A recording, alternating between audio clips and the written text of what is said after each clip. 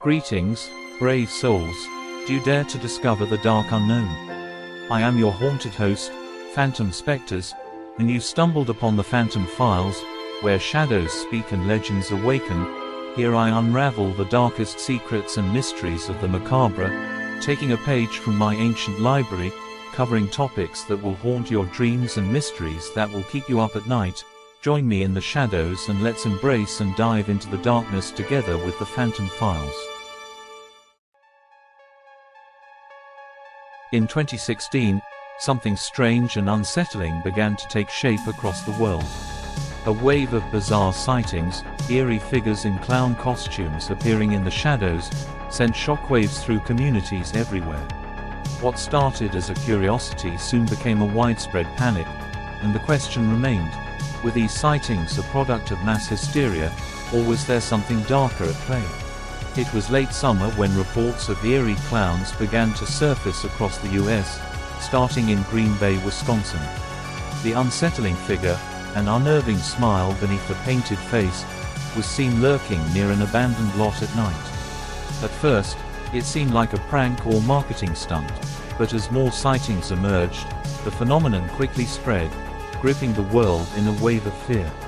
You might think it was all just a hoax, a strange collective hallucination. But as you hear these stories, think about the ones that give you chills. There was something deeply unsettling about it, something that would linger long after the clowns disappeared. And disappear they did, didn't they? But not before leaving their mark. Let me take you back to the beginning. It was August of 2016 when the first sighting emerged from a small town in Wisconsin. A photo showed a clown standing alone under a bridge in the dead of night. He wasn't doing anything overtly frightening, just standing there, motionless. But the sight of him sent a chill down the spine of anyone who saw the image. The photo spread across social media in hours. Days later, the truth came out. It was a marketing stunt for a short film called Gags. But by then, it didn't matter. The idea had taken hold. Once the image of clowns in strange places had been planted, it didn't stop. People began to see them everywhere, near schools, in forests, by hospitals, and sometimes, lurking in graveyards at night. It wasn't just one clown anymore. There were many of them, some in grotesque masks that sent shivers down even the bravest spines, others in makeup so distorted, their smiles stretched unnaturally wide, like something out of a nightmare. In Greenville County, South Carolina, a clown was seen offering money to children, coaxing them into the woods. By the time police arrived, the clown had vanished. What was his purpose? Where had he gone? In Winston-Salem, North Carolina, another clown appeared. The clowns were elusive, and no one understood what they wanted or why they were there. Then came the bizarre report of a clown scaling the gates of Rose Hill Cemetery in Chicago, late at night. 2 residents witnessed it and called the police. The clown waved at them before vanishing into the darkness. Was it a joke, a challenge, or something far darker than anyone could explain? The media fanned the flames, and the public began to fear these clowns might be part of some larger, sinister conspiracy.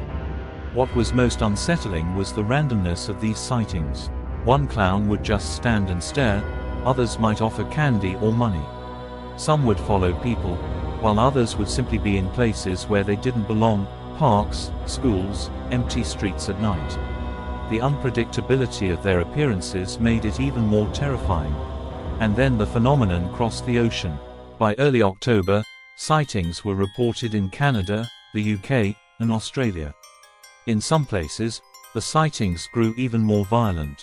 In Pennsylvania, a 16-year-old boy was fatally stabbed during an incident involving a clown. The police later suggested the attack may have been provoked by someone wearing a clown mask. It was a tragic consequence of the growing panic that seemed to take on a life of its own. As the sightings spread, even the most remote towns were reporting strange figures. In rural Alberta, Canada, a farmer described encountering a clown while walking through his field late one evening. The clown stood motionless at the edge of the woods, illuminated only by the farmer's flashlight. The man froze, his hand shaking as the clown stared back at him, An unsettling grin spread across its face. He turned and fled, but the image of that figure lingered for weeks. It didn't feel like a prank. It felt deliberate, like the clown knew exactly where to be, how to stand, and when to appear. Reports kept flooding in from unexpected places, like suburban neighborhoods. In Essex, UK, a family was woken by their young child, who claimed to have seen a clown staring through the window. Initially, they dismissed it as a nightmare. But when the father investigated, he found muddy footprints leading from the window to the back gate. The family moved a week later, unable to shake the feeling of being watched, of something unnerving lurking just outside their home. By mid-October, the reports weren't just about clowns standing motionless. They were about interactions. In Birmingham, England, a couple walking home from a pub noticed a clown standing at the end of their street.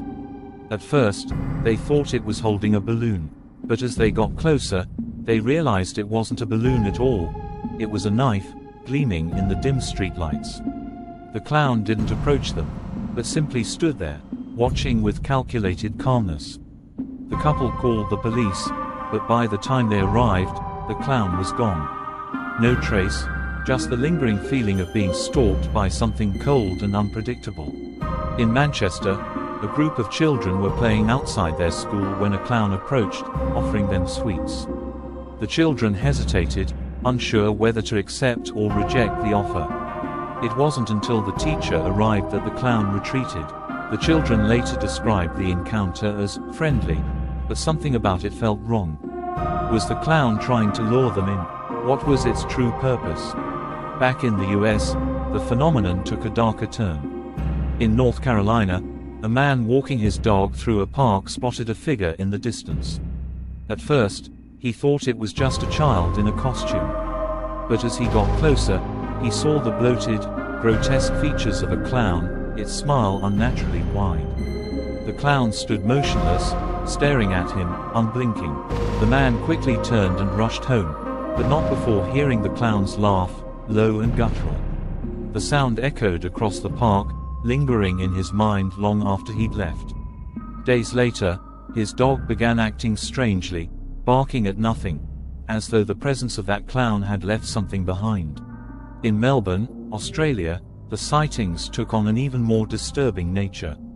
A teenager reported being followed by a clown for over an hour while walking home from work. The clown, dressed in an outdated circus costume, kept his distance but never stopped watching. At every intersection, it would wait for the boy to cross, then continue following. When the teenager finally reached his front door, he turned to see the clown one last time. The voice that called out to him, "Come play," was soft, but chilling. It didn't feel like a joke, it felt like a warning.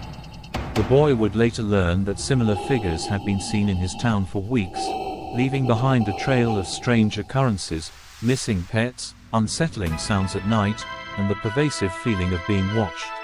Social media only fueled hysteria. Videos of clowns began to spread like wildfire, some filmed on shaky cell phones, others broadcast live. Men and women in eerie costumes, some holding knives, others holding nothing at all, stood in the shadows. The idea of clowns hiding in the darkness, waiting to strike, began to feel less like a prank and more like a nightmare come to life. These weren't happy clowns from a circus. These were twisted figures, watching from the edges of your peripheral vision, waiting for you to notice.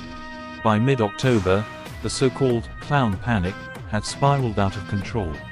Schools issued warnings, districts banned clown costumes altogether, and even McDonald's announced Ronald McDonald would be seen less in public.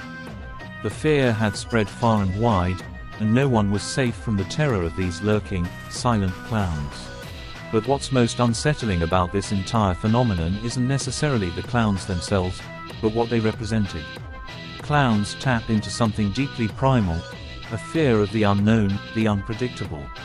Maybe it's the painted faces, the exaggerated smiles, or the grotesque features that distort what we expect from them. What was once a symbol of joy and innocence had been twisted into something dark and menacing. The clowns didn't just make us afraid, they made us question our understanding of what's real. But who were these people dressed as clowns? What drove them to act in such eerie ways? No one knows for sure. Some say they were thrill seekers, others believe it was performance art, meant to unsettle. Some even theorize a larger agenda, clowns attempting to breed panic and distrust. After all, fear can be a powerful weapon. And what about the people who encountered these clowns? What drove them to react with such terror?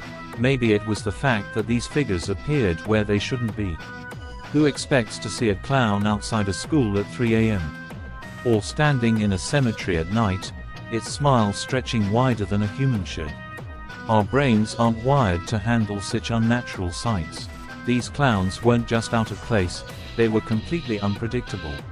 And unpredictability breeds fear. As Halloween approached, the rumors escalated. The Clown Purge, as it was called, was supposed to be a night when clowns took over, attacking anyone they encountered. People braced for an onslaught. The nation's fear reached a fever pitch, and everyone wondered what would happen when the clock struck midnight. But when the day came, the purge never happened. There were no widespread attacks. Still, a few isolated incidents did occur. In Florida, a group of 20 clowns attacked a family on Halloween night. Wearing masks, grotesque and unsettling, they emerged from the shadows without warning. The scene was chaotic and terrifying. It wasn't part of some grand conspiracy, but rather a moment of pure panic, an eruption of fear and violence. The phenomenon gradually faded after Halloween. The sightings tapered off, the hysteria subsided, and eventually, the clowns disappeared from the news. But the fear remained. The question of why they appeared, and what they truly wanted, still lingers. What was real, and what was imagined? Perhaps the real horror was never in the clowns themselves, but in the fear they ignited, fear of the unknown, fear of what we can't explain.